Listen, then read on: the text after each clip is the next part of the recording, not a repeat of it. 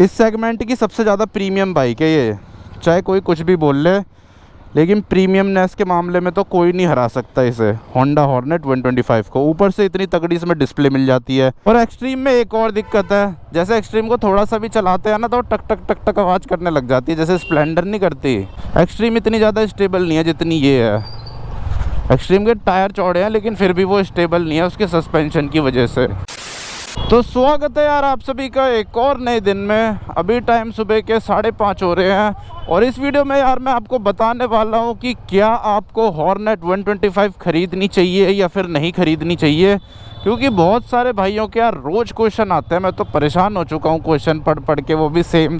तो इस बाइक से रिलेटेड जो बहुत सारे क्वेश्चन है वो ये आते हैं कि क्या ये हमें बाइक खरीदनी चाहिए, कैसी बाइक है, चलने में कैसी है, माइलेज कैसी है, मेंटेनेंस कैसी है। और सबसे मेन तो ये है कि हम खरीदे या ना खरीदे, हम कंफ्यूज हो रहे हैं हीरो एक्सट्रीम में, इसमें, रेडर में। तो इस वीडियो को देखने के बाद आपकी सारी की सारी कंफ्यूजन दूर हो जाएगी।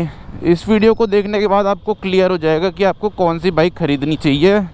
और आज तो यार मैं गलत ही रोड से ले आया इसे, मेरी प्यारी बाइक को इतने सारे उबड़ खाबड़ रास्ते से चलना पड़ रहा है। ये गाड़ी कितनी मस्त लग रही है, सफारी। तो यार मेरे हिसाब से तो आपको ना किसी की भी बात नहीं सुननी चाहिए, किसी भी यूट्यूबर की। शोरूम में जाओ, दोनों के दोनों शोरूम में जाओ या तीनों शोरूम में जाओ, टीवीएस के, हीरो के और ये होंडा के, और वहाँ पे जाके बाइक देखो, तब आपको पता चलेगा कि कौन सी चीज़ कैसी है। और हो सके तो टेस्ट राइड लेके देखो, मेन तो आपको टेस्ट राइड में ही पता चलेगा। वैसे मैंने तो बिना टेस्ट राइड की ले ली थी ये बाइक, लेकिन अगर आप टेस्ट राइड लोगे ना उससे आपको और ज़्यादा अच्छे से पता चल पाएगा कि कौन सी बाइक आपके लिए ज़्यादा बढ़िया रहेगी। अगर मैं इस बाइक को रेडर से कंपेयर करूँ ना तो रेडर अच्छी बाइक है, पावर अच्छी है, उसकी आवाज़ अच्छी है, फीचर अच्छे हैं। मतलब रेडर ना इसे हर चीज़ में टक्कर दे देगी, लेकिन बस लुक्स में नहीं दे पाएगी। क्योंकि देखो जैसे रेडर गई, रेडर थोड़ी छोटी छोटी सी है साइज़ में, ये साइज़ में बल्कि है बहुत ज़्यादा, ऊंची भी है, चौड़ी भी है, लगती नहीं है 125 सीसी। लेकिन जो टीवीएस रेडर है वो लगती है 125 सीसी लुक्स के मामले में। पावर दोनों में सेम सी है, मेरे ख्याल से रेडर में आपको ज़्यादा ही पावर मिलेगी अगर उसे रोड पे चलाओगे, लेकिन वही है लुक के मामले में वो थोड़ी छोटी पड़ जाती है इसके सामने।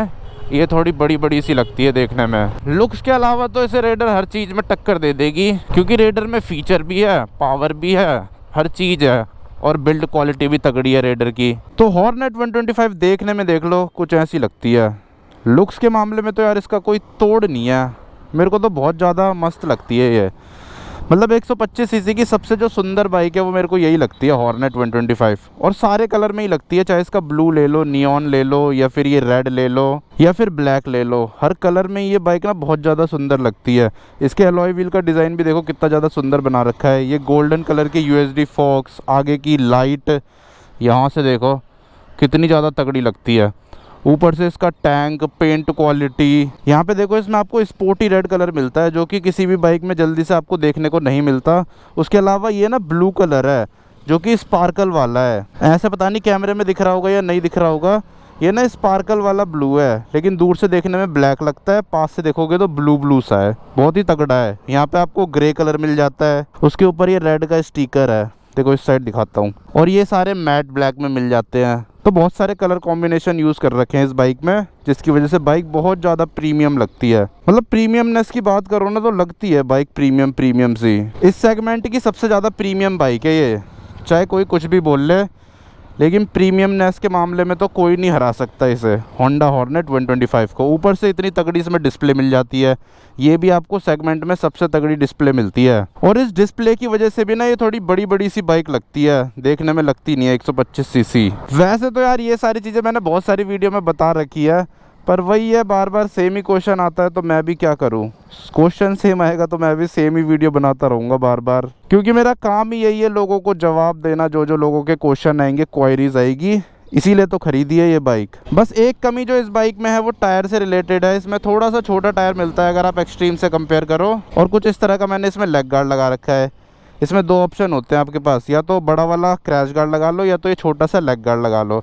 मेरे को ये ज़्यादा बढ़िया लगा, ये बाइक की लुक को भी ज़्यादा ख़राब नहीं करता और छोटा सा है, प्रोटेक्शन भी थोड़ी बहुत दे देता है। देखो इस वाले पैनल से ये बाहर निकल रखा है, तो अगर बाइक गिरती है ना ऐसे प्लेन रोड पे तो ये वाला पैनल बच जाएगा इसका। और कुछ इस तरह की आपको इसमें स्प्लिट सीट मिल जाती है। पीछे की सीट तो इसमें काफ़ी ज़्यादा छोटी है और अनकंफर्टेबल भी है, लेकिन आगे की सीट आपको फिर भी काफ़ी ज़्यादा बड़ी मिलती है। और इसमें ना सिटिंग पोस्चर में भी एक डिफरेंस है। अगर आप एक्सट्रीम और इसको कंपेयर करोगे, एक्सट्रीम की जो सीट है ना वो थोड़ी पतली है, इसकी सीट चौड़ी है। इसमें एकदम इंसान फिट हो जाता है, ऐसे हिलता डुलता नहीं है। लेकिन एक्सट्रीम की सीट में इंसान हिलता डुलता है। और ऊपर से यार एक्सट्रीम में ना स्पोर्टी फील नहीं है। एक मेन रीज़न इस बाइक को लेने का ये हो सकता है कि इसमें ना प्रॉपर आपको स्पोर्टी फील मिलता है। एक तो आप थोड़ा झुक के बैठते हो, ऊपर से हैंडलिंग इसकी बहुत तगड़ी है, लाइट है, कटिंग अच्छी लग जाती है इसमें। और ये एक्सट्रीम से ज़्यादा स्टेबल भी है। एक्सट्रीम बहुत ज़्यादा झूलती है उसके टेलीस्कोपिक सस्पेंशन की वजह से। उसका हैंडल भी ना थोड़ा ऐसा ऐसा होता रहता है। मतलब इसको और एक्सट्रीम को चलाओगे ना तो आपको डिफरेंस पता चल जाएगा स्टेबिलिटी के मामले में। एक्सट्रीम इतनी ज़्यादा स्टेबल नहीं है जितनी ये है। एक्सट्रीम के टायर चौड़े हैं लेकिन फिर भी वो स्टेबल नहीं है उसके सस्पेंशन की वजह से। और उसको चलाते टाइम ना फील नहीं आता कि आप कोई स्पोर्ट बाइक चला रहे हो, क्योंकि उसका जो सिटिंग पोस्चर है वो एकदम अपराइट है, जैसे स्प्लेंडर वगैरह का होता है। तो ऐसा लगता है आप स्प्लेंडर चला रहे हो। और इसमें थोड़ा लीन होके बैठते हैं तो थोड़ा स्पोर्टी फील आता है। और टंकी बड़ी है, एकदम पैर ऐसे फिट हो जाते हैं। और सबसे मेन चीज़ तो इसकी डिस्प्ले की वजह से ये बड़ी बड़ी बाइक लगती है। बिग बाइक वाला फील जो है वो आपको इसी बाइक में मिलेगा। इसके बाद मिलेगा एक्सट्रीम में, और फिर सबसे जो कम बिग बाइक वाला फील है वो मिलेगा आपको TVS रेडर में। वैसे तो NS 125 भी है, वो भी एक पॉलिश प्रोडक्ट है, उसमें भी कोई दिक्कत नहीं है। और एक्सट्रीम में एक और दिक्कत है, जैसे एक्सट्रीम को थोड़ा सा भी चलाते हैं ना तो टक टक टक टक आवाज़ करने लग जाती है। जैसे स्प्लेंडर नहीं करती, ऐसे टक टक टक टक आवाज़ करती है वो, लेकिन ये हॉर्नेट नहीं करती, रेडर भी नहीं करती, लेकिन एक्सट्रीम करती है। हीरो की सारी बाइक्स ही करती है मेरे हिसाब से, क्योंकि स्प्लेंडर तो करती है। हमारे पास HF डिलक्स भी है, वो भी करती है। जैसे मेरी HF डिलक्स करती थी आवाज़, वैसी सेम आवाज़ करती है हीरो की एक्सट्रीम। ये कार देखो, इसका कलर अपनी बाइक से मिलता जुलता है। ये कार देखो, ये कितनी मस्त लग रही है, डिफेंडर। ये जा रही है एक्सट्रीम। ये देखो कितना सीधा होके बैठना पड़ता है इसमें, और इसमें कितना झुक के बैठना पड़ता है। और ऐसे झुक के बैठने में फ़ायदा भी है इसमें और नुकसान भी है। फ़ायदा तो ये है कि स्पोर्टी फील आता है, हैंडलिंग बहुत तगड़ी हो जाती है, मज़ा आ जाता है चलाने में, स्पोर्टी फील आता है। और नुकसान ये है कि जब ट्रैफिक होता है बहुत ज़्यादा तो हाथ में दर्द हो जाता है, खासकर आपकी हाइट अगर छोटी है तो। अगर हाइट ठीक है फिर नहीं होगा आपके दर्द, लेकिन अगर आपकी हाइट छोटी है ना तब आपको दर्द होगा। और ऊपर से यार सबसे ज़्यादा फीचर सेगमेंट में आपको इस बाइक में ही मिलते हैं। टैंक माउंटेड आपको की स्लॉट मिल जाता है। इसकी जो चाबी है वो टंकी में लगती है, जैसे स्पोर्ट्स बाइकों में लगती है, जैसे MT-15 में लगती है, FZ में लगती है, यामाहा की और भी बाइकों में लगती होगी। तो वैसे इसकी चाबी यहाँ से टंकी में लगती है, तो अच्छी सी लगती है, प्रीमियम सी। और वहीं एक्सट्रीम की यहाँ लगती है हैंडल के आगे, और रेडर में भी ऐसी लगती है हैंडल के आगे। तो इसीलिए बहुत सारी चीज़ें ना इसमें सेगमेंट में सबसे तगड़ी है।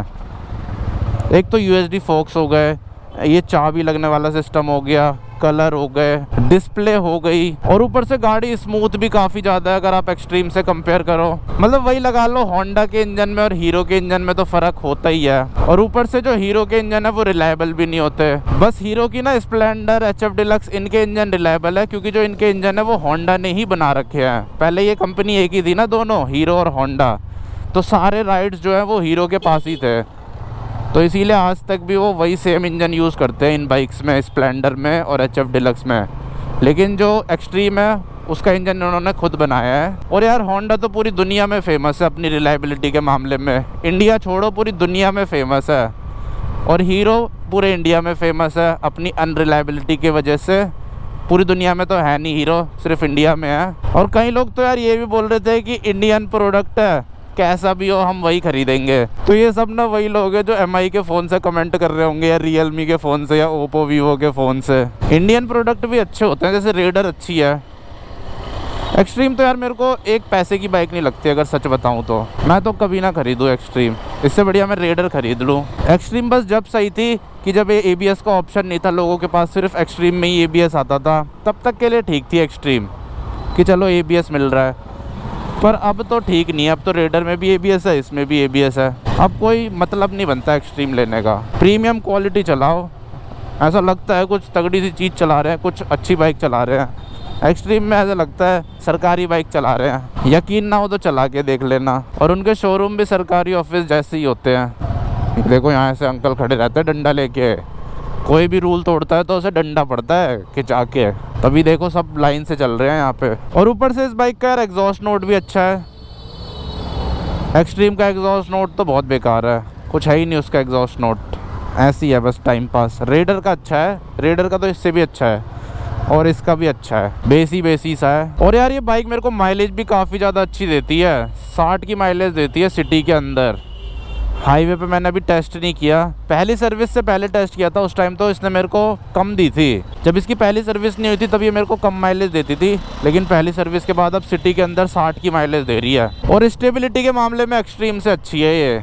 रेडर का मेरे को इतना ज़्यादा वो नहीं है, क्योंकि रेडर मैंने ज़्यादा चला ही नहीं है, तो इसीलिए रेडर का मैं कह नहीं सकता। पर एक्सट्रीम से तो चलाने में लाख गुना ज़्यादा बढ़िया है ये, मतलब बहुत डिफरेंस है। ऐसा भी नहीं है कि 19-20 का डिफरेंस है एक्सट्रीम और इसमें चलाने में। ये वीडियो सिर्फ मैं पढ़ के नहीं बना रहा हूँ, मैंने दोनों बाइकें ना एकदम अच्छे से एक्सपीरियंस कर रखी है, तब जाके मैं ये वीडियो बना पा रहा हूँ। और यूट्यूबरों की तरह ऐसे नहीं कि एक ही दिन चला के देख लिया और उसी में बता दिया। एक्सट्रीम मैंने बहुत चलाई क्योंकि मेरे भैया के पास है एक्सट्रीम, और ये भी अपने पास हॉर्नेट 125, ये भी मैं चलाता ही हूँ रोज। लेकिन हाँ, इसकी हेडलाइट इतनी अच्छी नहीं है, एक्सट्रीम की हेडलाइट इससे ज़्यादा अच्छी है।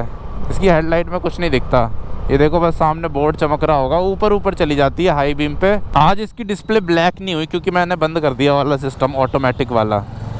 इसकी डिस्प्ले में आपको ऑटोमेटिक सिस्टम मिलता है ना, तो जैसे ही थोड़ा सा भी अंधेरा होता है ब्लैक हो जाती है और फिर वाइट हो जाती है। अब इसकी सेटिंग में जाऊँगा, एक मिनट न्यूट्रल कर देता हूँ।